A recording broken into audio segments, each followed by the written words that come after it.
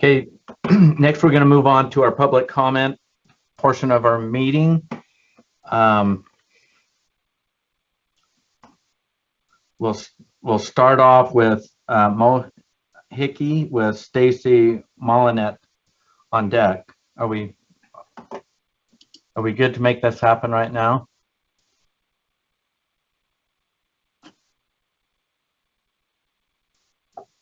Yep.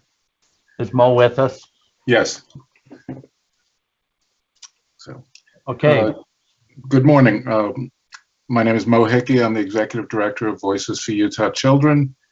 First, in recognition of Teacher Appreciation Week, we would like to thank Superintendent Dixon and all the teachers and staff across the state of Utah. They have done an amazing job the past 2 years, and without them, we would be looking at a much different outcome for our children.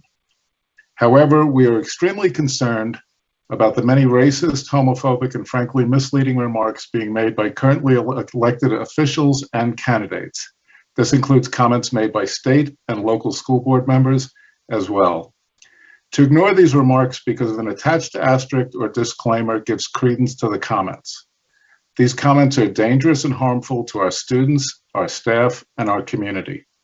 As a former school board member and as Executive Director of Voices, I want to guarantee you that I take the safety and well-being of our children very seriously. I also want to stress that we do have policies and procedures in place at both the state and LEA level when the safety and well-being of our children is endangered. What we do need to focus on are real issues that are currently affecting our children. These include, but are not limited to, partnering to improve access to quality educare so that children are in a safe and nurturing environment. We are currently ranked last in childcare access and affordability in the country. Expanding and funding pre-K for all students who wish to access and participate.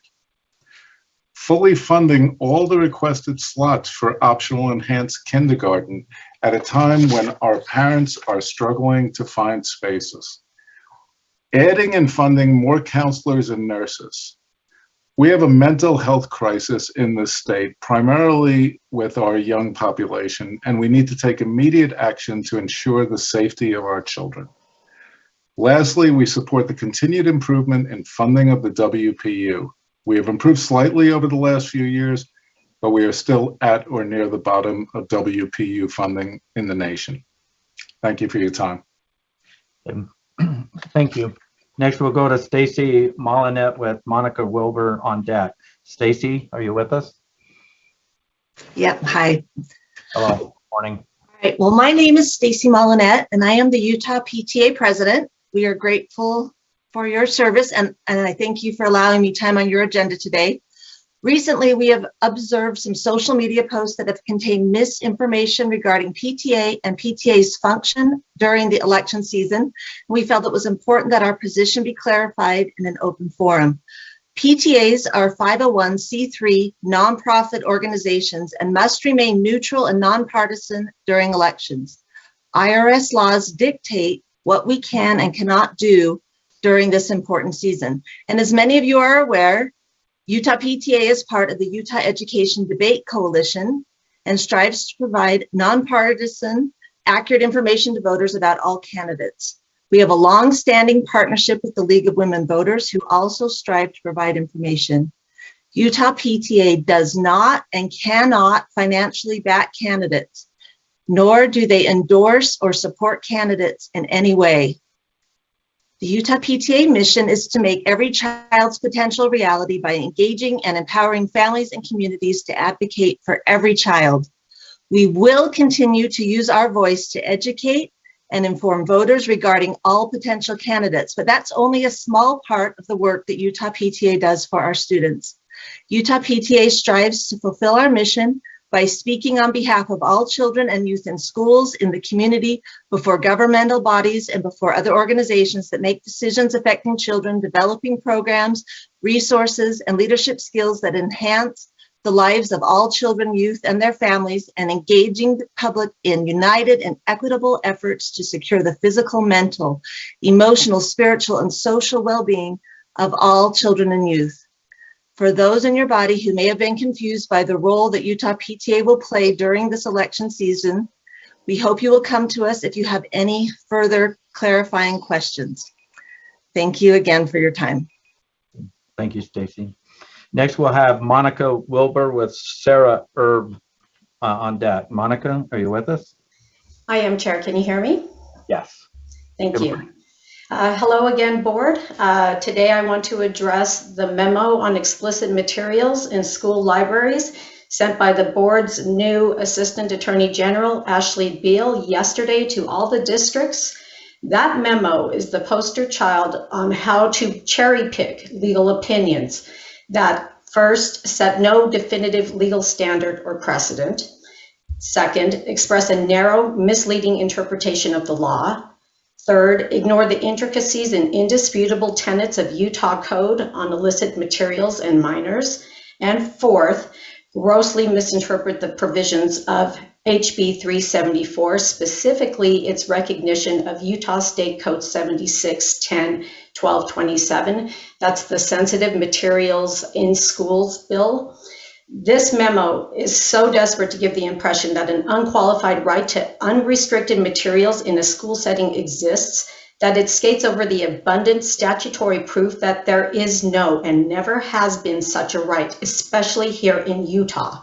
If the memorandum were an honest presentation of the issue, then it would acknowledge the Supreme Court's PICO analysis that says the school's finite resources require that education officials make sensitive choices between subjects to be offered and competing areas of academic emphasis. Parents, please pay attention tomorrow. The Law and Licensing Committee will have to make a choice between competing model policies on library materials.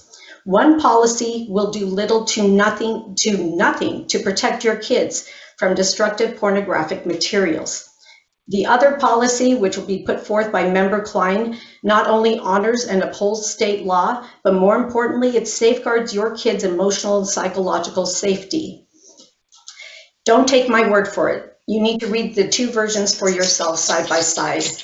Please, if board members truly want to protect kids, the choice of the policy which they vote for should be objectively obvious. Thank you for your time this morning. Thank you, Monica. Sarah Erb with Jay Blaine on deck. Sarah, are you with us? I am, thank you. Good morning. Can I be heard?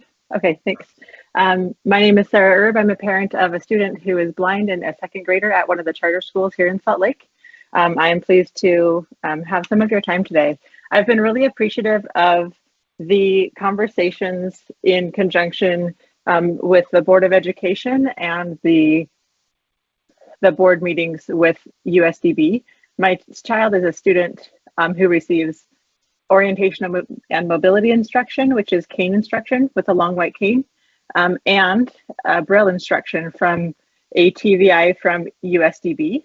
And she's always had those services since she was 6 months old, from different entities, but all through USDB. So we've had fantastic services for the most part, and we've been really appreciative of the resources that are available. I've really appreciated the ESSER II funds that were allowed to be used for Braille embossers across the state. That's super exciting for my child's school, who wouldn't have probably had been really, really creative to get a Braille embosser for their school of maybe 250 to 300 students. So that's an exciting thing that we're looking forward to. I'm also the parents, part of the parents division with our local advocacy group that's called the National Federation of the Blind. And we're a group of blind parents and parents of blind children that work together for the success of our students across the state. So as you're discussing tomorrow, at the end of the morning session, in the Standards and Assessment Committee about the Braille standards, that's something that I've been really excited about learning about and working together. And also overall with the deep dive that's going on with the special education funding in Utah for blind students. We're engaged, ready, and willing to cooperate with you and help get some funding out, or get some questionnaires out so we can have some great information coming back from the LEAs that serve our students across the state. So thank you so much for your work. Thanks so much for encouraging getting all the stakeholders in the sandbox and continue to discuss these issues and cooperate and collaborate together. Thank you so much for your time today. Thank you, Sarah. Next, we'll have Jay Blaine. That will be our concluding public comment. Jay, you with us? Yes, thank you, Mr. Chair. I'm Jay Blaine. I'm the Policy and Research Director for the Utah Education Association and a former math and computer science teacher in the Granite School District. Good morning, esteemed board members.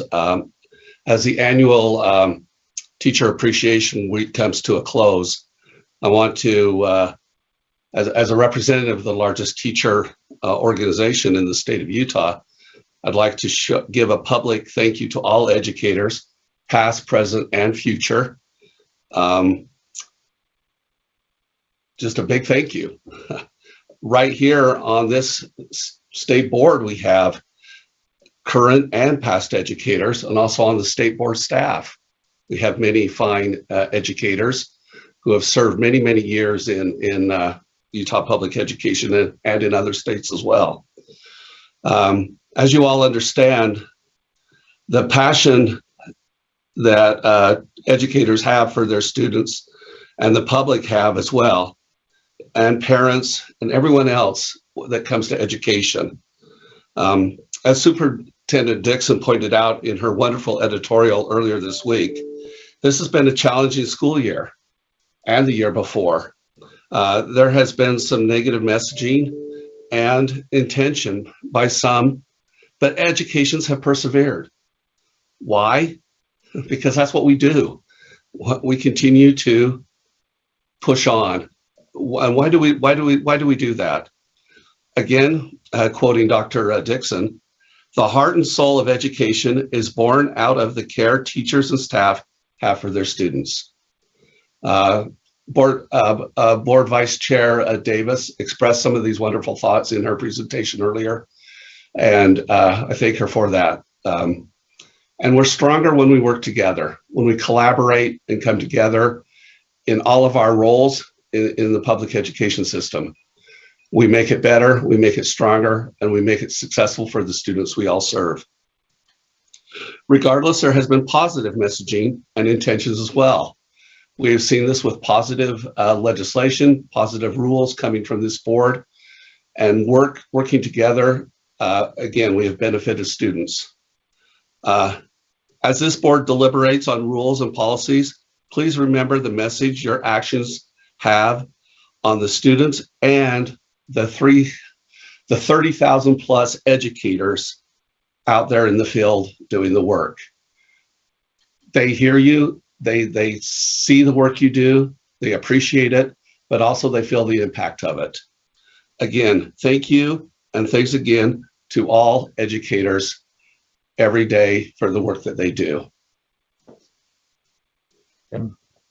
Thank you, Jay.